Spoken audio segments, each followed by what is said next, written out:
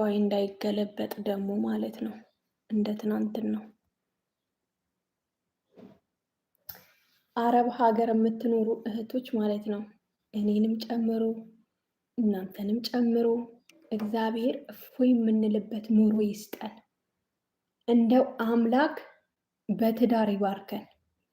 የእውነቴን ነው ብላችሁ በቃ እፎይ የሚያደርግ ህይወት ይስጠን ፈጣሪ። ምክንያቱም ዞረን ተመልሰን እናታችን ቤት አንገባም፣ ወደድንም ጠላንም ማለት ነው። ስለዚህ ምንድነው ማለት ነው የራሳችን ህይወት ይስጠን ፈጣሪ። እኔ የውላችሁ አሜን ካላላችሁ የራሳችሁ ጉዳይ ነው። አሜን በሉ በልባችሁ። ዛሬ ስላሴዎች ናቸው አብርሃም ቤት የገቡ ስላሴዎች በእኛም ቤት ይግቡ። ስላሴ የተባረከ ህይወት ይስጡን። የሰው ቤት በቃን ብለን እኛ በራሳችን ቤት እንድንኖር ስላሴ ይርዱን ደግሞ